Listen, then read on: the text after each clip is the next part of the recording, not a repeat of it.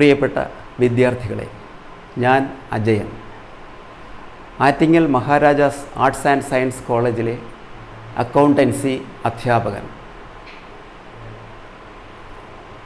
+1 commerce വിദ്യാർത്ഥികളായ നിങ്ങൾക്ക് പഠിക്കാനുള്ള പ്രധാനപ്പെട്ട വിഷയങ്ങളിലൊന്നാണ് ഫിനാൻഷ്യൽ അക്കൗണ്ടിംഗ്. അക്കൗണ്ട് എന്നാൽ മലയാളത്തിൽ കണക്ക് എന്ന് പറയും. നമ്മൾ ഓരോരുത്തരും ദൈനംദിന ജീവിതത്തിൽ കണക്കുകൾ എഴുതി സൂക്ഷിക്കാറില്ല. ബിസിനസ്സുകളാണ് കണക്കുകൾ എഴുതി സൂക്ഷിക്കാറുള്ളത്. ഇനി ബിസിനസ് എന്താണെന്ന് നമുക്ക് നോക്കാം. What is business? Business is the activity of buying and selling of goods and services for making profit. ഇതിൻ്റെ ഓരോ അർത്ഥം നമുക്ക് നോക്കാം. ആക്ടിവിറ്റി, പ്രവൃത്തി; ബൈയിങ്, വാങ്ങൽ; സെല്ലിംഗ്, വിൽപ്പന; ഗുഡ്സ്, സാധനങ്ങൾ; സർവീസസ്, സേവനങ്ങൾ; പ്രോഫിറ്റ്, ലാഭം. അപ്പോൾ ബിസിനസ്സിനെ മലയാളത്തിൽ പറയുകയാണെങ്കിൽ ലാഭം ഉണ്ടാക്കണമെന്നുള്ള ലക്ഷ്യത്തോടെ സാധനങ്ങളുടെയും സേവനങ്ങളുടെയും വാങ്ങൽ, വിൽപ്പന പ്രവൃത്തിയാണ് ബിസിനസ്. ഇനി ഒരു ഉദാഹരണം നോക്കാം. ഇവിടെ ഏറ്റവും പ്രധാനപ്പെട്ട ഒരു കാര്യമെന്ന് പറയുന്നത് അക്കൗണ്ടിംഗ് പഠിക്കുന്ന ഓരോ വിദ്യാർത്ഥിയും ബിസിനസ്സാണ് എന്ന് കരുതണം. അപ്പോൾ നിങ്ങൾ ഓരോരുത്തരും ബിസിനസ്സാണ് എന്ന് കരുതണം. You are the business. നിങ്ങളൊരു ബുക്ക് സ്റ്റാൾ നടത്തുന്നുവെന്ന് കരുതുക. ഞാൻ 10 നോട്ട് ബുക്സ് നിങ്ങളുടെ കയ്യിൽ നിന്നും അതിൻ്റെ വിലയായ 350 രൂപ പണമായി തന്നുകൊണ്ട് വാങ്ങുന്നു എന്ന് പറഞ്ഞാൽ നിങ്ങളായ ബിസിനസ് 350 രൂപ പണമായി സ്വീകരിച്ചുകൊണ്ട് 10 നോട്ട് ബുക്സ് എന്ന ഗുഡ്സ് വിൽക്കുന്നു എന്നാണ്. ഇവിടെ നോട്ട് ബുക്സ് ആണ് ഗുഡ്സ്. ഇവിടെ ഞാനും നിങ്ങളുമായി ഒരു ഇടപാട് നടന്നു എന്ന് പറയും. ഈ ഇടപാടിനെ ഇംഗ്ലീഷിൽ ബിസിനസ് ട്രാൻസാക്ഷൻ എന്ന് പറയും. ഈ ഇടപാടിൽ നിങ്ങളായ ബിസിനസ്സിന് 350 രൂപ പണമായി ലഭിക്കുമ്പോൾ ബിസിനസ്സിൻ്റെ സമ്പത്ത് വർദ്ധിക്കുന്നു. അതോടൊപ്പം 350 രൂപയുടെ വിൽപ്പന അല്ലെങ്കിൽ സെയിൽ എന്ന് പറഞ്ഞാൽ അതിൽ ഒരു ലാഭം അല്ലെങ്കിൽ പ്രോഫിറ്റ് അടങ്ങിയിട്ടുണ്ട്. ആ ലാഭം 50 രൂപയാണെന്ന് കരുതുക. അപ്പോൾ നിങ്ങളെന്ന് പറയുന്ന ബിസിനസ്സിന് 50 രൂപയുടെ വരുമാനം ഉണ്ടാകുന്നു. ഇതാണ് ഇതിൽ നിന്നും പ്രധാനമായും നിങ്ങൾ മനസ്സിലാക്കേണ്ട കാര്യം. മറ്റൊരു കാര്യം, ഇത് പണമൂല്യമാണ് ഇവിടെ ഉള്ളത്. 350 രൂപ പണമായി ലഭിക്കുന്നു എന്ന് പറഞ്ഞാൽ അത് പണം തന്നെയാണ്. വിൽപ്പന എന്ന് പറയുന്നത് 350 രൂപയ്ക്കെന്നാണ് പറയുന്നത്, അത് പണമൂല്യമാണ്. ഇനി നമുക്ക് ബിസിനസ് ട്രാൻസാക്ഷൻ എന്താണെന്ന് നോക്കാം. Business transaction is an event which has an effect on the finance or earnings of A business. ഇതിൻ്റെ മലയാളം നോക്കുകയാണെങ്കിൽ ഇവൻറ്റ് സംഭവം, ഇഫക്റ്റ് ഫലം, ഫിനാൻസ് സമ്പത്ത്, ഏണിങ്സ് വരുമാനം. ഇനി ബിസിനസ് ട്രാൻസാക്ഷൻ എന്ന ബിസിനസ് ഇടപാടിനെ മലയാളത്തിൽ പറയുകയാണെങ്കിൽ ഒരു ബിസിനസ്സിൻ്റെ സമ്പത്തിലോ വരുമാനത്തിലോ ഫലം ഉണ്ടാക്കുന്ന ഒരു സംഭവത്തെയാണ് ബിസിനസ് ഇടപാട് എന്ന് പറയുന്നത്. ഇനി നമുക്ക് അക്കൗണ്ടിംഗ് എന്താണെന്ന് പഠിക്കാം. അതിനു മുൻപ് അക്കൗണ്ടിങ്ങിൻ്റെ പിതാവ് ആരാണെന്ന് അറിയുക. Father of accounting is Luca Pacioli, an Italian mathematician. Father of accounting is Luca Pacioli. Now we come to the meaning of accounting. Accounting is the art of recording, classifying and summarizing business transactions which are of a financial character and interpreting the results thereof. നമുക്ക് ഓരോ word meaning നോക്കാം. Art, കല എന്ന്. ഇവിടെ കല എന്ന് പറഞ്ഞാൽ ശരിയായ അർത്ഥത്തോടെ ഒരു ലക്ഷ്യം ഏറ്റവും മെച്ചപ്പെട്ട രീതിയിൽ സാധൂകരിക്കുന്നതിനാവശ്യമായിട്ടുള്ള അറിവ് എന്നാണ്. റെക്കോർഡിംഗ് രേഖപ്പെടുത്തൽ, ക്ലാസിഫയിങ് തരംതിരിക്കൽ, സമ്മറൈസിങ് ചുരുക്കെഴുത്ത്, ബിസിനസ് ട്രാൻസാക്ഷൻസ് ബിസിനസ് ഇടപാടുകൾ, ഫിനാൻഷ്യൽ ക്യാരക്ടർ സാമ്പത്തിക സ്വഭാവം,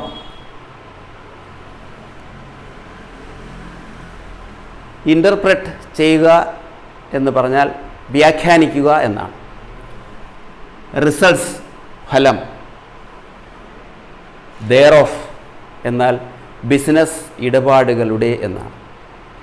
ഇനി അക്കൗണ്ടിങ്ങിൻ്റെ അർത്ഥം മലയാളത്തിൽ നമുക്കൊന്ന് നോക്കാം. സാമ്പത്തിക സ്വഭാവമുള്ള ബിസിനസ് ഇടപാടുകളുടെ രേഖപ്പെടുത്തൽ, തരംതിരിക്കൽ, ചുരുക്കെഴുത്ത് കൂടാതെ ബിസിനസ് ഇടപാടുകളുടെ ഫലം ഇൻ്റർപ്രറ്റ് ചെയ്യുക എന്ന് പറഞ്ഞാൽ വ്യാഖ്യാനിക്കുക എന്ന കലയാണ് അക്കൗണ്ടിങ്. ഇനി നമ്മൾ പഠിക്കാൻ പോകുന്നത് അക്കൗണ്ടിങ്ങിൻ്റെ സവിശേഷതകളാണ്, അതിൻ്റെ സ്വഭാവങ്ങളാണ്. Features of accounting. ഈ സ്വഭാവങ്ങളെല്ലാം നേരത്തെ നമ്മൾ മീനിങ്ങിൽ പറഞ്ഞിരിക്കുന്ന കാര്യങ്ങൾ എഴുതിയെന്ന് മാത്രമേ ഉള്ളൂ. ഒന്നാമത്തെ feature, recording business transactions in a book called journal. Business transactions ആദ്യമായി രേഖപ്പെടുത്തുന്ന ബുക്കിൻ്റെ പേരാണ് ജേണൽ. അടുത്തത്, classifying business transactions in a book called ledger. Business transactions classify ചെയ്ത് എഴുതുന്ന ബുക്കിൻ്റെ പേരാണ് ലെഡ്ജർ.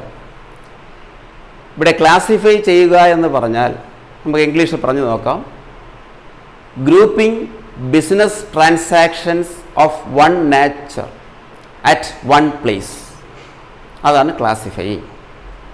ഒരു സ്വഭാവമുള്ള ബിസിനസ് ഇടപാടുകൾ ഒരു സ്ഥലത്ത് എഴുതുക എന്നതാണ് ക്ലാസിഫിക്കേഷൻ. അത് എഴുതുന്ന ബുക്കിനെയാണ് ലെഡ്ജർ എന്ന് വിളിക്കുന്നത്. മൂന്നാമത്തേത്, summarising business transactions in the form of financial statements. Business ഇടപാടുകളെ ചുരുക്കി എഴുതുന്നത് ഫിനാൻഷ്യൽ സ്റ്റേറ്റ്മെൻറ്റ്സിൻ്റെ രൂപത്തിലാണ്. സ്റ്റേറ്റ്മെൻറ്റ്സ് എന്നാൽ പ്രസ്താവനകളെന്ന് പറയാറുണ്ട്, അല്ലെങ്കിൽ വിവരണങ്ങൾ എന്ന് പറയും.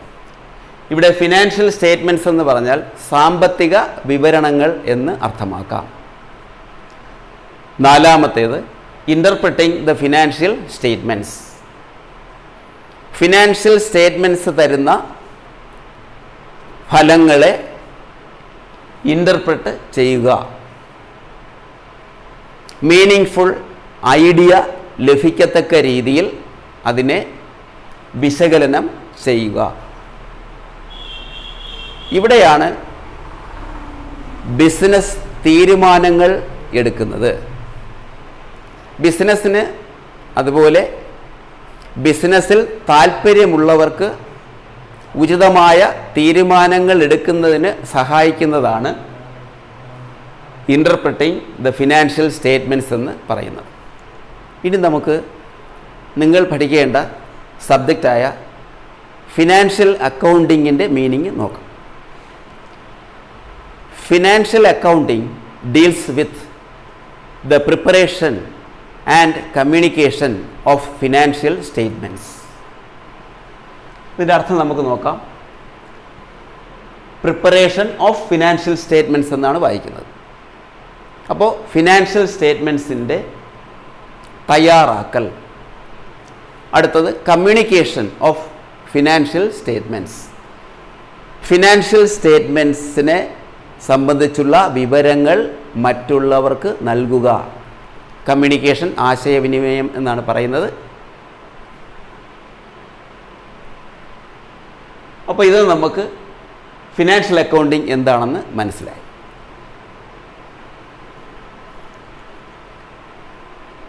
ആശയവിനിമയം നടത്തണമെന്നുണ്ടെങ്കിൽ കമ്മ്യൂണിക്കേറ്റ് ചെയ്യുന്നത് ഒരു ഭാഷയിലൂടെയാണ്.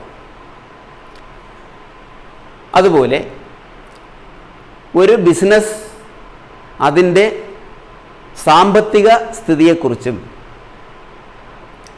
ലാഭനഷ്ട വിവരത്തെക്കുറിച്ചും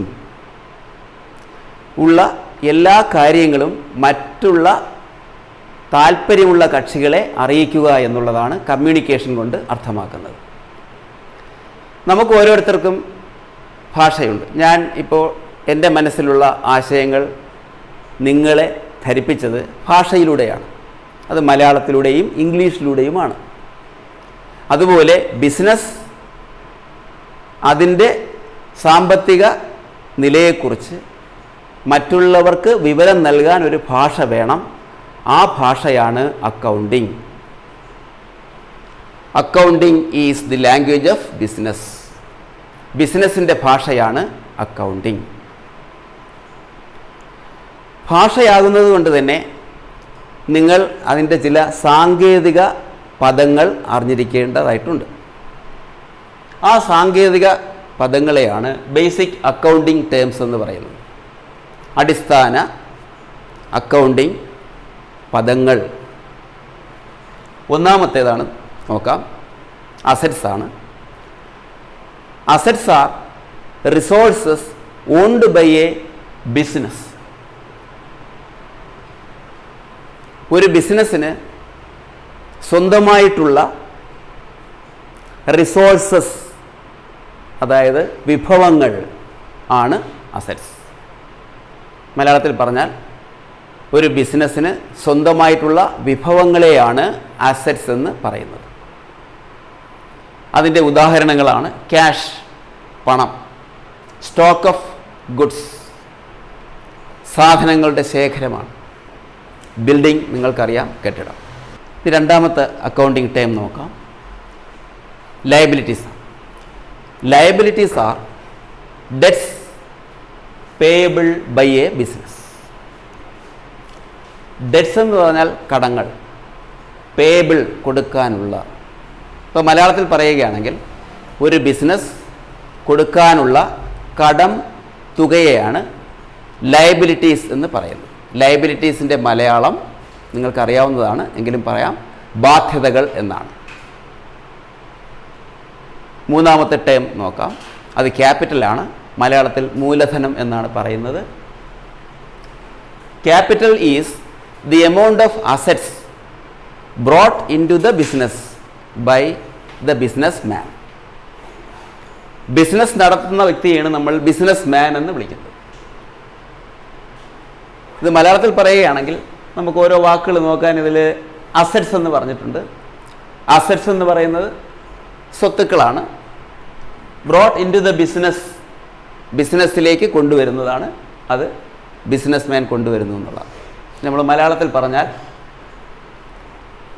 ഒരു ബിസിനസ്സിൽ ബിസിനസ് മാൻ കൊണ്ടുവരുന്ന സ്വത്തുക്കളുടെ തുകയെയാണ് മൂലധനം എന്ന് പറയുന്നത്. അടുത്ത ടേം ഡ്രോയിങ്സ് ആണ്.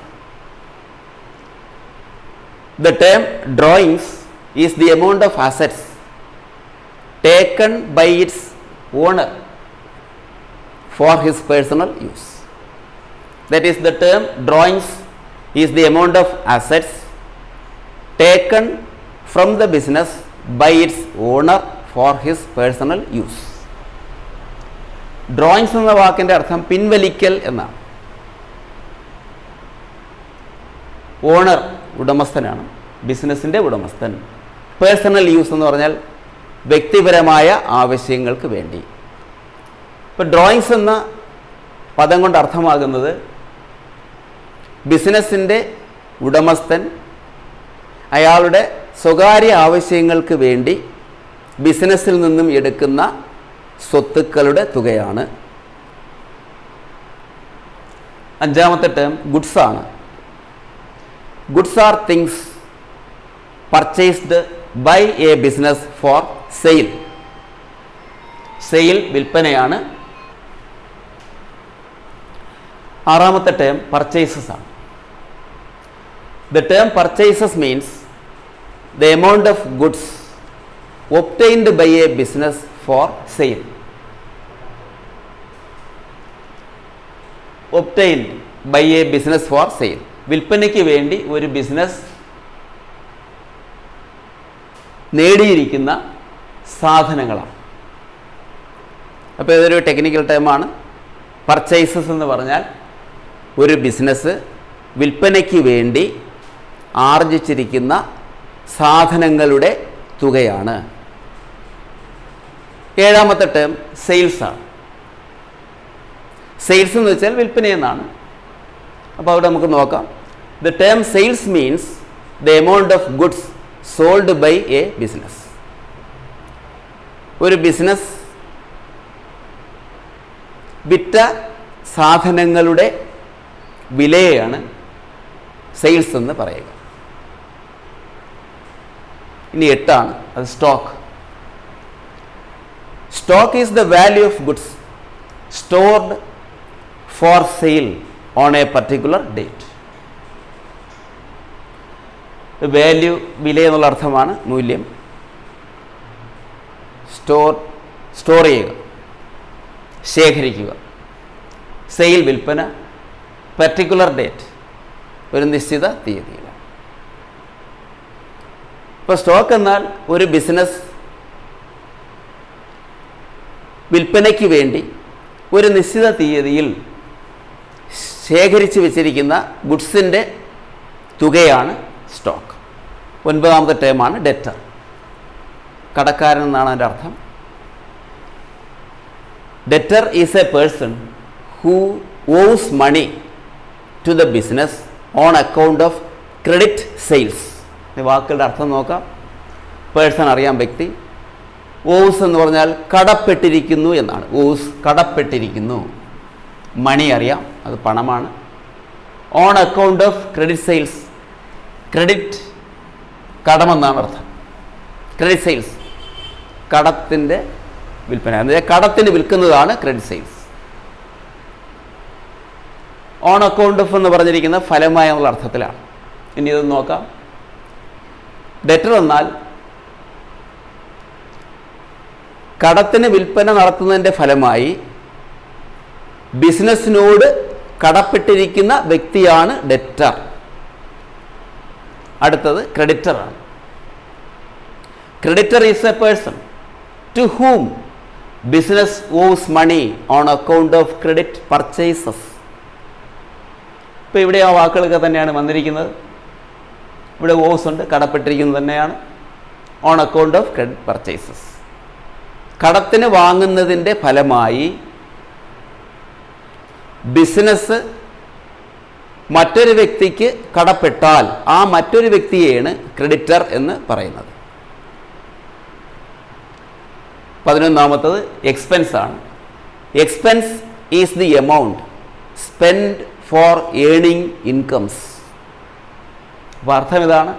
എക്സ്പെൻസ് ചിലവെന്നാണ് നമ്മൾ പറയാറുള്ളത്. ഇവിടുത്തെ അർത്ഥം ഇതൊരു ബേസിക് അക്കൗണ്ടിങ് ടേംസിൽ വരുന്നൊരു ടേമാണ്, അതുകൊണ്ട് അർത്ഥ വ്യത്യാസമുണ്ട്. സ്പെൻഡ് എന്ന് പറഞ്ഞാൽ ചിലവഴിക്കപ്പെട്ട എന്നാണ്. ഏണിംഗ് ഇൻകംസ് ആണ്, വരവ് ഉണ്ടാക്കിയെടുക്കാൻ വേണ്ടിയാണ്. അപ്പോൾ ഒരു ബിസിനസ് അതിൻ്റെ വരുമാനം ഉണ്ടാക്കിയെടുക്കുന്നതിന് ചെലവഴിക്കുന്ന തുകയെയാണ് എക്സ്പെൻസ് എന്ന് വിളിക്കുന്നത്. സോ 12ാമത്തെ ടേമാണ് income. Income is money and money equivalent earned during an accounting year which increases the capital. ഒരു അർത്ഥം നോക്കേണ്ടതൊക്കെയാണ്. മണി അറിയാം, പണം. മണി ഇക്വലൻറ്റ്, പണത്തിന് തുല്യമായത്. ഏൺഡ്, ബിസിനസ് നേടിയത്. അക്കൗണ്ടിങ് ഇയർ എന്ന് പറഞ്ഞാൽ കണക്ക് എഴുതേണ്ട വർഷമാണ് അക്കൗണ്ടിങ് ഇയർ എന്ന് പറയുന്നത്. ഇൻക്രീസസ്, വർദ്ധിപ്പിക്കുന്ന. ക്യാപിറ്റൽ അറിയാം, മൂലധനം. ഇതിൻ്റെ മലയാളം പറയുകയാണെന്നുണ്ടെങ്കിൽ ഒരു അക്കൗണ്ടിങ് ഇയറിൽ ബിസിനസ് നേടുന്ന പണവും പണത്തിന് തുല്യമായതും അതിൻ്റെ മൂലധനത്തെ വർദ്ധിപ്പിക്കുന്നതുമായ തുകയാണ് ഇൻകം. ഇതുവരെ പഠിപ്പിച്ച കാര്യങ്ങൾ നിങ്ങൾക്ക് മനസ്സിലായി കാണുമെന്ന് വിശ്വസിക്കുന്നു. ഇനി ഒരു ചെറിയ എക്സർസൈസാണ് നിങ്ങൾക്ക് തരുന്നത്. ഞാൻ മൊത്തം 5 ക്വസ്റ്റ്യൻസ് തരും. അത് നിങ്ങൾ വീട്ടിലിരുന്ന് ആൻസർ ചെയ്യണം. പിന്നീട് നമ്മളെ അറിയിക്കുകയും വേണം. Answer the following questions. ഒന്നാമത്തത്, find the odd man out from the following. താഴെ കൊടുത്തിരിക്കുന്നതിൽ നിന്നും ഓഡ് മാൻ, ഓഡാണ്. ഓഡ് ഇവിടുത്തെ അർത്ഥം വ്യത്യാസപ്പെട്ടിരിക്കുന്ന. ഇപ്പോൾ വ്യത്യാസപ്പെട്ടിരിക്കുന്ന വാക്ക് ഇതിൽ നിന്നും ഏതാണെന്ന് എഴുതണം. Cash, furniture. ഫർണിച്ചർ എന്നാൽ അകസാധനങ്ങൾ എന്നാണ് മലയാളത്തിൽ പറയുന്നത്. മേശ, കസേര, ഇതിനെയൊക്കെയാണ് ഫർണിച്ചർ എന്ന് പറയുന്നത്. ബിൽഡിംഗ് നിങ്ങൾക്കറിയാം, കെട്ടിടം എന്നാണ്. പിന്നെ ബാങ്ക് ലോണാണ്. ബിസിനസ്സിന് സാമ്പത്തിക ബുദ്ധിമുട്ടുണ്ടാകുമ്പോൾ ബാങ്കിൽ നിന്നും വായ്പ സ്വീകരിക്കാവുന്നതാണ്. അതാണ് ബാങ്ക് ലോൺ. അപ്പോൾ ഇതിൻ്റെ ഉത്തരം ഏതാണെന്ന് എഴുതുക. രണ്ടാമത്തേത്, mister Balu, a textile shop owner, took a readymade shirt from his shop costing ₹1,000 for his son is dash. ഇതിൻ്റെ അർത്ഥം, ബാലു ഒരു ടെക്സ്റ്റൈൽ ഷോപ്പിൻ്റെ ഉടമസ്ഥനാണ്, വസ്ത്ര വ്യാപാരി ആണ്. ബാലു എന്ത് ചെയ്തു? അയാളുടെ ഷോപ്പിൽ നിന്ന് ഒരു റെഡിമെയ്ഡ് ഷർട്ട് എടുത്തു. ആ ഷർട്ടിൻ്റെ വില 1000 രൂപയാണ്. അപ്പോൾ 1000 രൂപയുടെ റെഡിമെയ്ഡ് ഷർട്ട് ബാലു എന്ന ബിസിനസ്സിൻ്റെ ഉടമസ്ഥൻ എടുത്ത് അയാളുടെ മകന് നൽകിയാൽ അതിനെ എന്തെന്ന് വിളിക്കണം? തന്നിരിക്കുന്ന ഓപ്ഷൻസ് പർച്ചേസസ് ഉണ്ട്, സെയിൽസ് ഉണ്ട്, ഡ്രോയിങ്സ് ഉണ്ട്, ക്യാപിറ്റൽ ഉണ്ട്. അത് ശരിയായി എഴുതാൻ ശ്രമിക്കണം. മൂന്നാമത്തേത്, Shrimati Laila, who runs a furniture mart, sold a chair worth ₹7,000 to mister Lal on credit. Mister Lal is a dash. ഇപ്പോൾ ഇവിടെ നടന്നത് എന്താണ്? ശ്രീമതി ലൈല ഒരു ഫർണിച്ചർ മാർട്ട്, മാർട്ട് എന്ന് ഉദ്ദേശിക്കുന്നത് വ്യാപാര സ്ഥാപനം എന്നേ ഉള്ളൂ, കച്ചവട സ്ഥാപനം, ഒരു ഷോപ്പെന്നാണ്. അപ്പോൾ ഫർണിച്ചർ മാർട്ട് നടത്തുകയാണ് ലൈല. ലൈല എന്ത് ചെയ്തു? 7000 രൂപ വിലയുള്ള ഒരു കസേര മിസ്റ്റർ ലാലിന് കടത്തിന് വിറ്റു. ഇവിടെ വർത്ത് പറഞ്ഞാൽ വിലയുള്ള എന്നാണ്. അപ്പോൾ ഓൺ ക്രെഡിറ്റ് എന്നാണ്, കടത്തിന് വിറ്റു. അപ്പോൾ ശ്രീമതി ലൈല ബിസിനസ് നടത്തുന്ന ആളാണ്. മിസ്റ്റർ ലാലിന് 7000 രൂപയുടെ കസേര കടത്തിന് വിറ്റാൽ മിസ്റ്റർ ലാല് ആരാണ്? ഈ ബിസിനസ്സിന് ആരാണ്? ക്രെഡിറ്ററാണോ, സെല്ലറാണോ, ഡെറ്ററാണോ, ബിസിനസ്സാണോ? ഇത് നിങ്ങൾ ആലോചിച്ച് ഉത്തരം എഴുതണം. ഇനി ഇതിൽ നാലാമത്തെ ചോദ്യമാണ്, which of the following is not an objective of accounting? താഴെ കൊടുത്തിരിക്കുന്നതിൽ അക്കൗണ്ടിങ്ങിൻ്റെ ലക്ഷ്യം അല്ലാത്തത് ഏത്? ലക്ഷ്യം, ഒബ്ജക്റ്റീവ് എന്ന് പറഞ്ഞാൽ ലക്ഷ്യം. Recording transactions, interpretation, summarising, competition. ഇതിലേതാണെന്നുള്ളത് ആലോചിച്ച് എഴുതുക. ഇനി അവസാനത്തെ ചോദ്യമാണ്, അത് അഞ്ചാമത്തേത്. A book stall runs at a loss. ഒരു ബുക്ക് സ്റ്റാള് നഷ്ടത്തിൽ ഓടുകയാണ്, നഷ്ടമായി പോയി ബിസിനസ്, നഷ്ടത്തിൽ നടക്കുന്ന ഒരു ബുക്ക് സ്റ്റാളാണ്. Amount of loss can be ascertained by preparing dash. Ascertain ചെയ്യുക എന്ന് പറഞ്ഞാൽ കണ്ടുപിടിക്കുക എന്നാണ്. അപ്പോൾ ഈ നഷ്ടത്തിൻ്റെ തുക എന്ത് തയ്യാറാക്കിയാണ് കണ്ടുപിടിക്കുന്നത്? ജേണലാണോ, ലെഡ്ജറാണോ, അക്കൗണ്ട്സ് ആണോ, ഫിനാൻഷ്യൽ സ്റ്റേറ്റ്മെൻറ്റ്സ് ആണോ എന്ന് ആലോചിച്ച് ഉത്തരം എഴുതുക. ഇതോടെ ഇന്നത്തെ ക്ലാസ് തീർന്നു. ഇനി നമുക്ക് അടുത്ത സെഷനിൽ കാണാവുന്നതാണ്.